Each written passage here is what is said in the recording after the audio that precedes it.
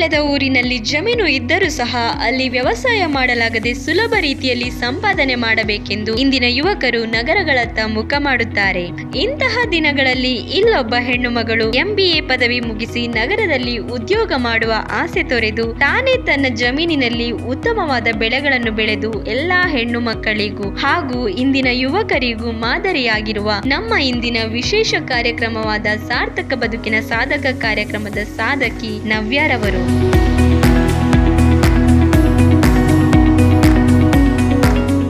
ಮೂಲತಃ ಹಾಸನ ಜಿಲ್ಲೆ ಆಲೂರು ತಾಲೂಕಿನ ರಾಯರುಕೊಪ್ಪಲು ಎಂಬ ಪುಟ್ಟ ಗ್ರಾಮದಲ್ಲಿ ಸುರೇಂದ್ರ ಹಾಗೂ ರಾಜೇಶ್ವರಿ ಅವರಿಗೆ ಒಬ್ಬಳೆ ಮಗಳಾಗಿ ಜನಿಸಿದ ಇವರು ತನ್ನ ತಾತನ ಬಳುವಳಿಯಿಂದ ಬಂದಂತಹ ಜಮೀನನ್ನು ಉಳಿಸಿಕೊಳ್ಳಬೇಕೆಂದು ಸ್ವತಃ ತಾವೇ ತಮ್ಮ ಜಮೀನಿನಲ್ಲಿ ವ್ಯವಸಾಯ ಪ್ರಾರಂಭಿಸುತ್ತಾರೆ. ಇವರ ಈ ಕಾರ್ಯಕ್ಕೆ ತನ್ನ ತಾಯಿ ರಾಜೇಶ್ವರಿ ಹಾಗೂ ಪತಿ ಸಂತೋಷ್ ರವರು ಕೈಜೋಡಿಸುತ್ತಾರೆ.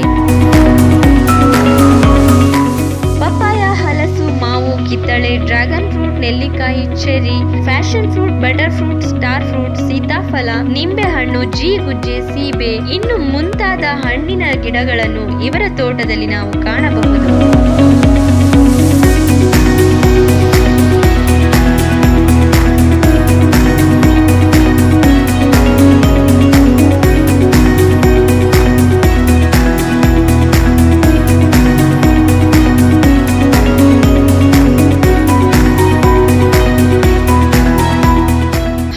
ಬೆಳೆಗಳಾದ ಭತ್ತ, ಏಲಕ್ಕಿ, ಕಾಫಿ, ಕಾಳುಮೆಣಸು, ಬ್ಲಾಕ್ ಟರ್ಮರಿಕ್, ಬಾಳೆ, ತೆಂಗು, ಅವರೆ ಮುಂತಾದ ಮಿಶ್ರ ಬೆಳೆಗಳನ್ನು ಇವರ ಜಮೀನಿನಲ್ಲಿ ಕಣ್ತುಂಬಿಕೊಳ್ಳಬಹುದು. ಇವರು ರಾಸಾಯನಿಕ ಗೊಬ್ಬರಗಳನ್ನು ಬಳಸದೆ ಆರ್ಗ್ಯಾನಿಕ್ ಗೊಬ್ಬರಗಳನ್ನು ಬಳಸಿ ವಿಷಮುಕ್ತ ಬೆಳೆಗಳನ್ನು ತಮ್ಮ ತೋಟದಲ್ಲಿ ಬೆಳೆಯುತ್ತಿದ್ದಾರೆ. ಕಾರ್ಗೋಡು ವೈಲ್ಡ್ ಫಾರೆಸ್ಟ್ ಕಾಫಿ ಎಂಬ ಕಾಫಿ ಪೌಡರ್ ಅನ್ನು ತಾವೇ ಸ್ವತಃ ತಯಾರಿಸಿ ನೇರವಾಗಿ ಗ್ರಾಹಕರಿಗೆ ತಲುಪಿಸುವಲ್ಲಿ ಯಶಸ್ವಿ ಕಂಡಿದ್ದಾರೆ. ತಾಯಿ ರಾಜೇಶ್ವರಿ, ಪತಿ ಸಂತೋಷ್ ಹಾಗೂ ಇಬ್ಬರು ಮುದ್ದಾದ ಮಕ್ಕಳಾದ ತಾನ್ವಿ ಹಾಗೂ ಸಮೃದ್ಧಿಯೊಂದಿಗೆ ಸುಂದರವಾದ ಪರಿಸರದಲ್ಲಿ ಸಂತೋಷವಾಗಿ ಜೀವನ ನಡೆಸುತ್ತಿರುವ ಇವರು ಇಂದಿನ ಯುವಕರಿಗೆ ಮಾದರಿಯಾಗಿದ್ದಾರೆ. VCN ನ್ಯೂಸ್ಗೆ ಸ್ವಾಗತ. ನಾನು ನಿಮ್ಮ ಶಾಂತ ನಿಲುವಾಗಿಲು.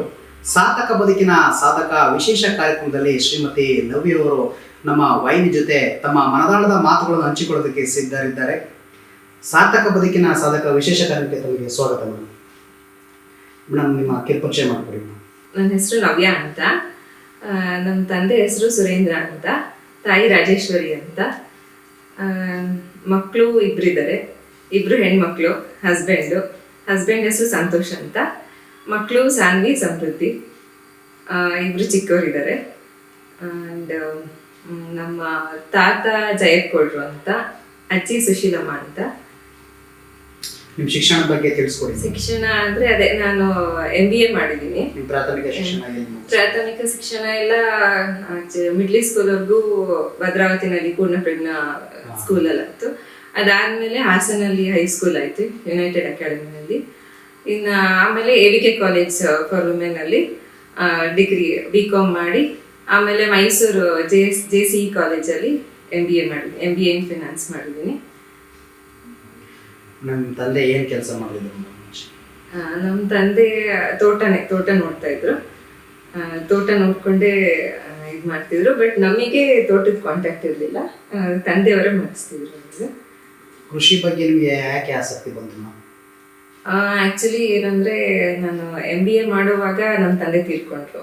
ಸೊ ಆ ಟೈಮ್ನಲ್ಲಿ ಕೃಷಿ ಅದು ಮಾಡಲೇಬೇಕಾಗಿತ್ತು. ನಾನು ಒಬ್ಬಳೇ ಮಗಳಾಗಿರೋದ್ರಿಂದ ಅದು ದಟ್ ವಾಸ್ ಹೆಂಗೆ ಬಂತು. ಸೊ ಅಂದರೆ ಇಂಟ್ರೆಸ್ಟ್ ಇತ್ತು, ಮುಂಚೆಯಿಂದ ಇಂಟ್ರೆಸ್ಟ್ ಇತ್ತು ತೋಟದ ಬಗ್ಗೆ. ಬಟ್ ಈ ಕಡೆ ಕಾಂಟ್ಯಾಕ್ಟ್ ಅಷ್ಟು ಇರಲಿಲ್ಲ, ಯಾಕಂದರೆ ಅಪ್ಪಾಜಿನ ಹೋಗೋರು ಇದು ಮಾಡೋರು. ತೋಟ ಎಲ್ಲಿದೆ, ಏನು ಬೌಂಡ್ರಿ ಏನೂ ಗೊತ್ತಿರಲಿಲ್ಲ ಆ್ಯಕ್ಚುಲಿ ಆ ಟೈಮಲ್ಲಿ, ಅಷ್ಟು ಇದಾಗಿತ್ತು. ಸೊ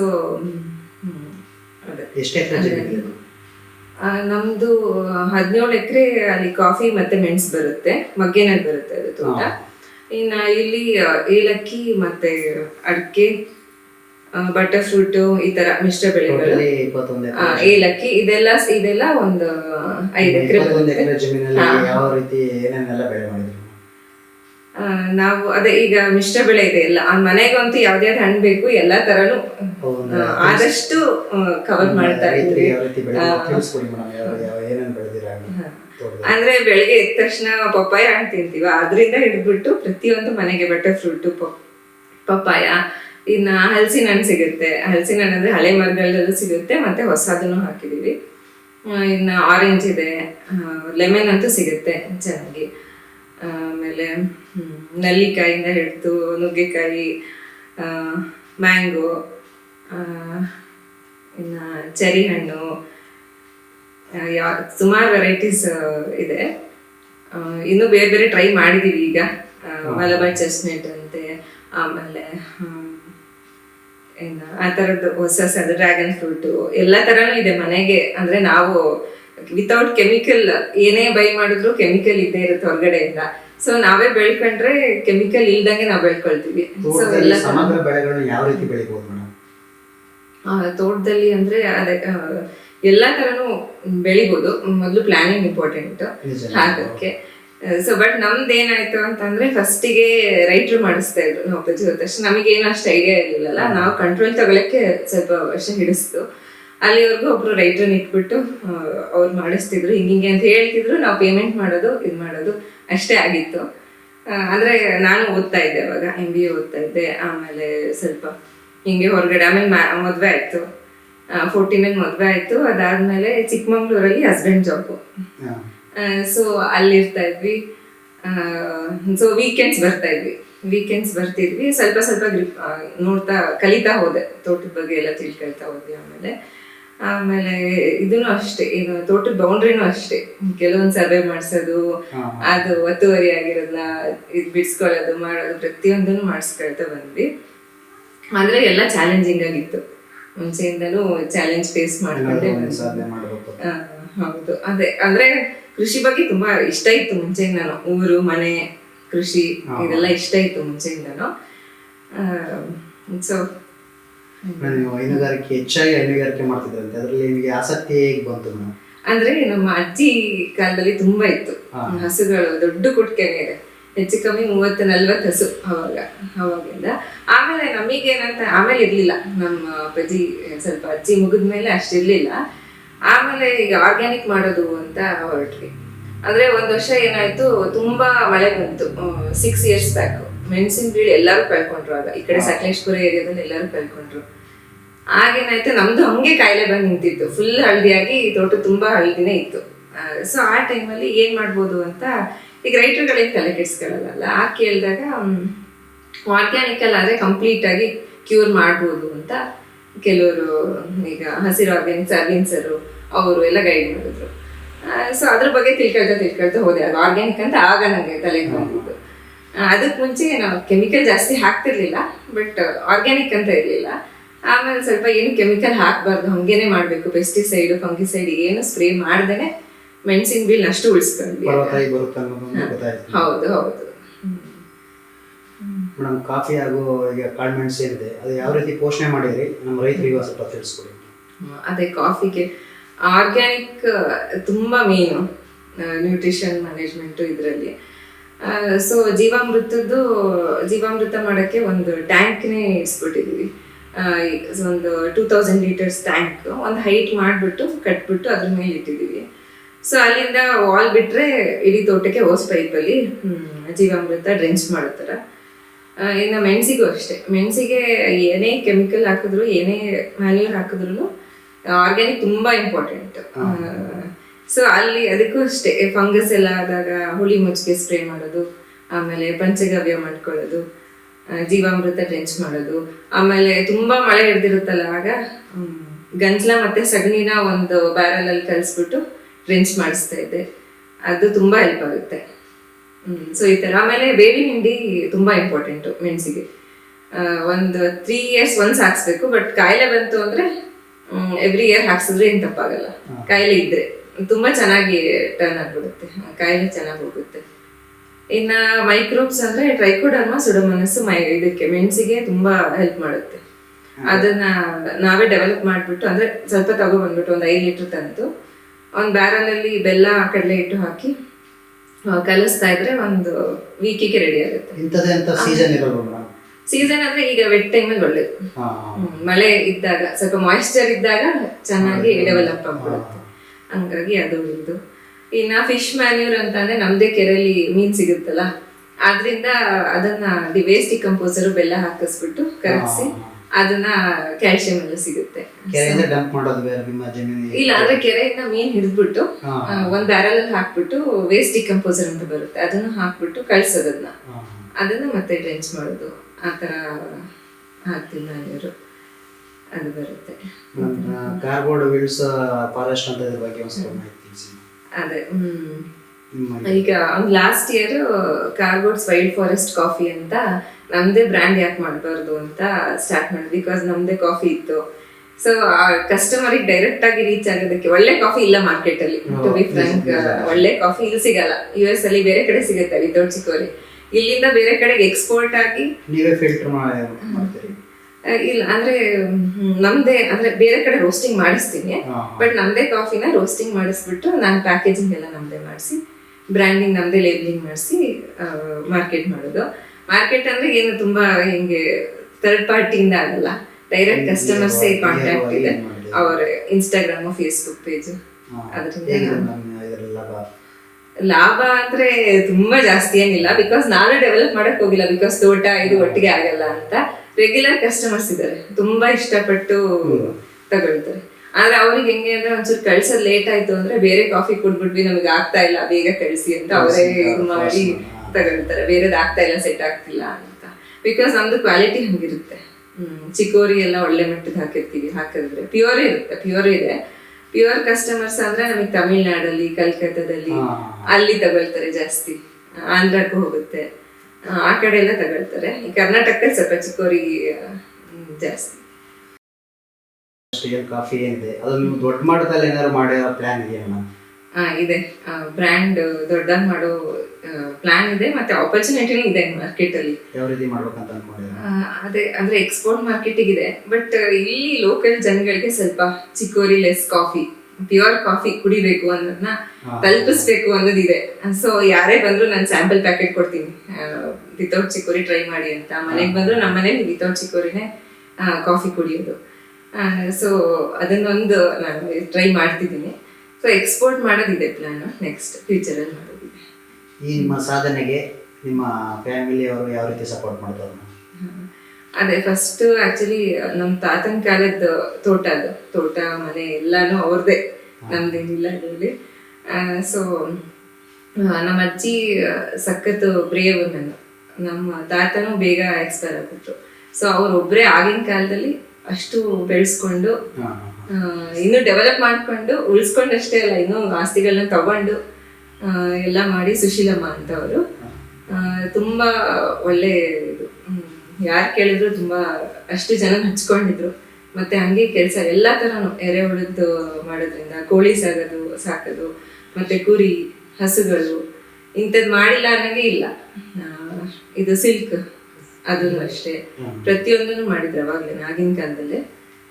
ಇನ್ನ ನಮ್ಮ ತಂದೆಯವರು ಸುರೇಂದ್ರ ಅವರು, ಅವ್ರದ್ದು ಅಷ್ಟೇ, ಅವ್ರದ್ದು ತುಂಬಾ ಪ್ರಿನ್ಸಿಪಲ್ ಲೈಫು. ಈಗ ಅದೇ ಅವ್ರದ್ದು ಅಷ್ಟೇ, ಇನ್ ಕೆಮಿಕಲ್ ಹಾಕ್ಬಾರ್ದು ಅನ್ನೋದು ಅವ್ರ ತಲೆಯಲ್ಲಿ ಇತ್ತು. ಅವರು ಬುಕ್ಸ್ ಎಲ್ಲ ತಂದಿಟ್ಕೊಂಡಿದ್ರು, ಅವರು ಅದೇ ತರ ಸ್ವಲ್ಪ ಟ್ರೈ ಮಾಡ್ತಿದ್ರು. ಸೊ ಆ ಬುಕ್ಸ್ ನಂಗೆ ಇನ್ಸ್ಪೈರ್ ಮಾಡ್ತು ಇದೆಲ್ಲ ಮಾಡೋದಕ್ಕೆ. ಆಮೇಲೆ ಆ ಬುಕ್ಸ್ನ ಓದ್ದೆ, ನಾನು ಅವಾಗ ಓದಿರ್ಲಿಲ್ಲ, ಆಮೇಲೆ ಓದಿದ್ಮೇಲೆ ಅದು ಇನ್ಸ್ಪೈರ್ ಆಯ್ತು. ಇನ್ನ ನಮ್ಮಮ್ಮ ರಾಜೇಶ್ವರಿ ಅಂತ, ಅವರಂತೂ ಈಗ ನನ್ನ ಜೊತೆನಲ್ಲೇ ಇಬ್ರು ಸೇರೇನೆ ಮಾಡೋದು. ಏನೇ ಇದ್ರು, ಏನೇ ಡಿಸಿಷನ್ ತಗೊಳ್ಳೋದಾದ್ರು, ಏನೇ ಮಾಡೋದಾದ್ರು ಇಬ್ರು ಸೇರೆ ಮಾಡ್ತೀವಿ. ಅದೇ ಏನೇ ಮಾಡ್ಬೇಕು ಅಂತ ಹೊರಟು ನಾನು ಏನೇ ಡಿಸಿಷನ್ ತಗೊಂಡ್ರು ಅಮ್ಮ ಇವತ್ತು ಬೇಡ ಅಲ್ಲಿದ್ದಾಗ್ಲಿ ಹಂಗೆ ಪೂರ್ತಿ ಕಾನ್ಫಿಡೆನ್ಸ್ ನನ್ನ ಮೇಲೆ ಇಟ್ಟಿದ್ದಾರೆ. ನನ್ನ ಹಸ್ಬೆಂಡ್ ಸಂತೋಷ್ ಅಂತ, ಅವರು ಅದೇ ಹೇಳಿದ್ನಲ್ಲ, ಫುಲ್ಲು ಒಂದು ಹೆಣ್ಣಿಗೆ ಏನೇ ಇದ್ರು ಪರ್ಮಿಷನ್ನು, ಸಪೋರ್ಟು ಎರಡು ತುಂಬಾ ಮುಖ್ಯ. ಅವರು ಕಂಪ್ಲೀಟ್ ಆಗಿ ಸಪೋರ್ಟ್ ಮಾಡ್ತಾರೆ. ಆದ್ರೆ ಅವರು ಬಂದ್ಬಿಟ್ಟು ತೋಟ ಎಲ್ಲ ನೋಡುವಷ್ಟೇ ಟೈಮ್ ಇರಲ್ಲ. ಬಿಕಾಸ್ ಅವರು ಚಿಕ್ಕಮಂಗ್ಳೂರಲ್ಲಿ ಯೂತ್ ಅಂಡ್ ಸ್ಪೋರ್ಟ್ಸ್ ಡಿಪಾರ್ಟ್ಮೆಂಟ್ ಅಲ್ಲಿ ಜಾಬ್ ಇದ್ದಾರೆ, ಗೌರ್ಮೆಂಟ್ ಜಾಬ್. ಸೊ ಅವರು ಫ್ರೈಡೇ ಈವ್ನಿಂಗ್ ಬಂದು ಮಂಡೇ ಮಾರ್ನಿಂಗ್ ಹೋಗ್ತಾರೆ, ನಾವಿಲ್ಲೇ ಇದ್ದೀವಿ. ಸೊ ಅದು ಆಮೇಲೆ ತೋಟಕ್ಕೂ ಅಷ್ಟೇ, ಏನೇ ಬೇಕು ಅಂದ್ರೂ ಹಿಂಗೆ ಪ್ರೊವೈಡ್ ಮಾಡೋದು. ಬಿಕಾಸ್ ನಾವೇ ಹೋಗಿ ಎಲ್ಲಾನು ಏನೇ ಆದ್ರೂ ಬೇಕೇ ಬೇಕು. ಸೊ ಎಲ್ಲದಕ್ಕೂ ಸಪೋರ್ಟ್ ಮಾಡ್ತಾರೆ. ಹೌದು, ಫೈನಾನ್ಷಿಯಲಿ, ಎಮೋಷನಲಿ ಎಲ್ಲಾ ತರನು ಸಪೋರ್ಟ್ ಮಾಡಿದ್ದಾರೆ. ಇನ್ನ ಮಕ್ಳು ಇಬ್ರು ಹೆಣ್ಮಕ್ಳು. ಅದ್ರಲ್ಲಿ ದೊಡ್ಡವಳು 7 years ಈಗ. ಅವಳು ಸ್ಯಾಟರ್ಡೆ ಸಂಡೇ ತೋಟಕ್ಕೆ ಬರ್ತಾಳೆ. ಅವಳಿಗೆ ಪ್ರತಿಯೊಂದು ಗೊತ್ತಿವಾಗ. ಸೊ ಅವಳದು ಒಂಥರ ಸಪೋರ್ಟ್ ನನಗೆ. ಆ್ಯಂಡ್ ಚಿಕ್ಕವಳು ಅವಳಿಗೆ 4 years ಈಗ. ಅವಳು ಕರ್ಕೊಂಡು ಹೋಗ್ತೀನಿ ತೋಟಕ್ಕೆ, ಹಿಂಗೆ ಮಕ್ಕಳು ನೇಚರ್ ಜೊತೆ ಇರಲಿ ಅಂತ ಅನ್ನೋ ಥರ. ಮೇಡಮ್, ಇವಾಗಿನ ಕಾಲದ ಯುವಕರು ನೀವು ಏನಾಗ್ಬೇಕಂತಂದ್ರೆ ನಾನು ಡಾಕ್ಟರ್ ಆಗಬೇಕು, ಇಂಜಿನಿಯರ್ ಆಗಬೇಕು ಅಂದ್ಕೊಂಡು ಹಳ್ಳಿನೇ ತೊರೆದು ನಗರ ಕಡೆ ಮುಖ ಮಾಡ್ತಾರೆ. ಇಲ್ಲಿ ಹಳ್ಳಿಲಿ ರೈತರಾಗಿ ದುಡಿದು ಒಂದು ಏನು ಸಾಧನೆ ಮಾಡ್ಬೋದು ಅನ್ನೋ ಒಂದು ಇದರಲ್ಲಿ ಅವ್ರಿಗೆ ಏನು ಹೇಳಕ್ಕೆ ಇಷ್ಟಪಡ್ತಾರೆ? ಅದೇ ಸರ್, ಏನಿಲ್ಲ ಅವ್ರದ್ದು ಏನಂತಂದ್ರೆ ಏನೇ ಆದ್ರೂ ಬೇರೆಯವ್ರ ಕೈ ಕೆಳಗಡೆನೆ ಕೆಲಸ ಮಾಡೋದಾಗುತ್ತೆ. ಅವರು ಈಗ ನಮ್ದು ಅಂತಂದ್ರೆ ಬೇರೆಯವ್ರಿಗೆ ನಮ್ಮಿಂದ ಒಂದೆರಡು ಫ್ಯಾಮಿಲಿ ಬದುಕಿರುತ್ತೆ, ಅಂದ್ರೆ ನಾವು ಕೆಲಸ ಕೊಟ್ಟಿರ್ತೀವಿ, ನಮ್ದಿರುತ್ತೆ. ಆಮೇಲೆ ಹೆಲ್ತ್ ವೈಸ್ ಅವರು ಸಿಟಿನಲ್ಲಿ ಇರ್ತಾರೆ, ನಾವು ಹಳ್ಳಿನಲ್ಲಿ ಇರ್ತೀವಿ, ಮಕ್ಳಿಗೂ ಒಳ್ಳೆ ಎನ್ವೈರನ್ಮೆಂಟ್ ಇರುತ್ತೆ. ಸಿಟಿನಲ್ಲಿ ಅಂದ್ರೆ ಅವ್ರು ಯಾವ್ಯಾವ್ದೋ ಕ್ಲಾಸಿಗೆ ನೇಚರ್ ಕ್ಯಾಂಪ್ ಅಂತೆಲ್ಲ ಕಳಿಸ್ತಾರೆ, ಇವರೆಲ್ಲ ಡೈಲಿ ಅದ್ರಲ್ಲೇ ಬೆಳ್ಕೊಂಡು ಹೋಗ್ತಾರೆ. ಸೊ ಅದೇ ಏನಂದ್ರೆ ಮುಂಚೆ ಎಲ್ಲ ಇನ್ಫಾರ್ಮೇಶನ್ ಅಷ್ಟು ಇರ್ಲಿಲ್ಲ ಅಗ್ರಿಕಲ್ಚರ್ ಬಗ್ಗೆ. ಈಗ ಎಲ್ಲ ತಿಳ್ಕೊಂಡು ಮಾಡ್ಬೋದು, ಯಾರೇ ಆದ್ರೂ ಮಾಡ್ಬೋದು, ಹೊಸಬ್ರಾದ್ರೂ ಮಾಡ್ಬೋದು. ಸೊ ಅಲ್ಲೇ ಕೆಲಸ ಮಾಡ್ಬೇಕು ಅನ್ನೋದು ಸ್ವಲ್ಪ ಬಿಟ್ಬಿಟ್ಟಿದ್ದು ಹಳ್ಳಿ. ಅಂದ್ರೆ ಅವ್ರ ಆಸ್ತಿ ಇರೋದನ್ನಾದ್ರೂ ಉಳಿಸ್ಕೊಳಕ್ಕಾದ್ರೂ ಮಾಡ್ಬೋದು. ಒಬ್ಬರು ಹೆಣ್ಮಗಳಾಗಿ ನೀವು ತುಂಬಾನೇ ಕೃಷಿಲಿ ಪ್ರಾವೀಣ್ಯತೆ ಹೊಂದಿದ್ದೀರಿ. ಇದರಿಂದ ಎಷ್ಟು ನಿಮಗೆ ಸಾರ್ಥಕತೆ ಹೊಂದಿದ್ರಿ ಮೇಡಮ್ ಕೃಷಿಲಿ? ಅದೇ ಸರ್, ಈಗ ಮೇನ್ ಏನಂತ ಅಂದ್ರೆ ಎಲ್ಲಾನು ಸಿಗುತ್ತೆ. ಈಗ ಹೆಲ್ತ್ ಸಿಗುತ್ತೆ, ಇಮೋಷನ್ ಇದು ಸಿಗುತ್ತೆ, ಏನಂದ್ರೆ ಒಳ್ಳೆ ಎನ್ವೈರನ್ಮೆಂಟ್ ಅಲ್ಲಿ ಇರ್ತೀವಿ. ಆಮೇಲೆ ಏನು ಇನ್ಕಮ್ ಸಿಗುತ್ತೆ. ಅಂದ್ರೆ ಒಂದಲ್ಲ ವರ್ಷಕ್ಕೆ ಅದೇ ಡೇ ಬೈ ಡೇ ಇಂಪ್ರೂವ್ ಆಗ್ತಿದೆ.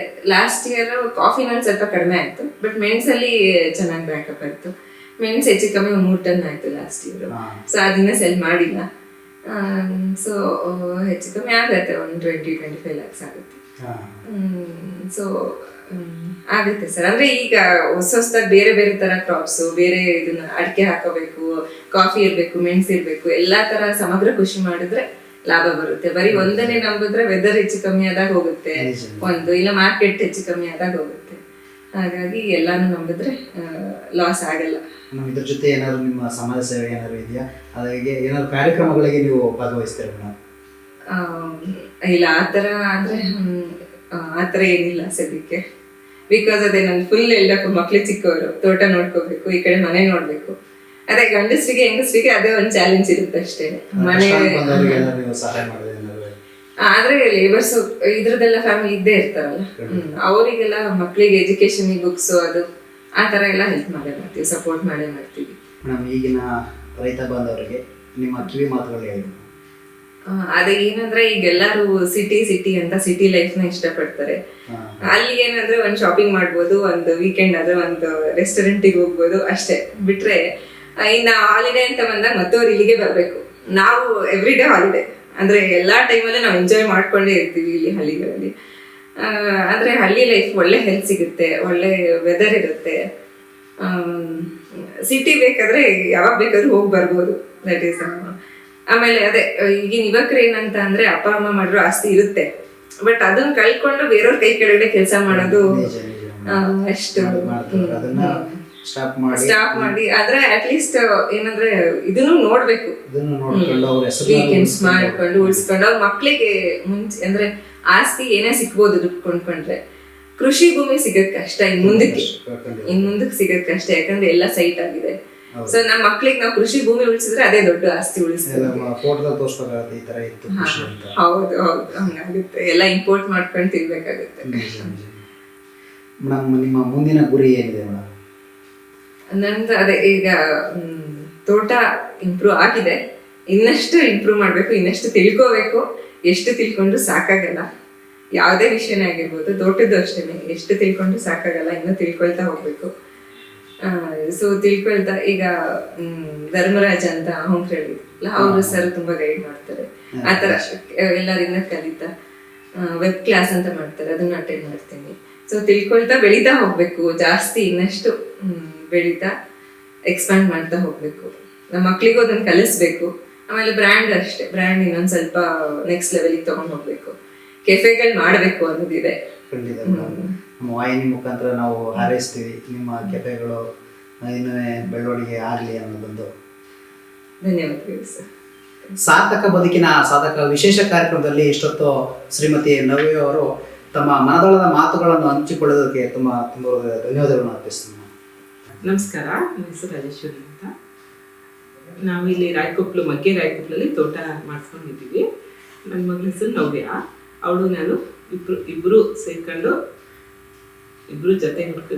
ಜೊತೆಗೂಡಿಸ್ಕೊಂಡು ತೋಟ ಮಾಡ್ಕೊಂಡು ಹೋಗ್ತಿದ್ವಿ.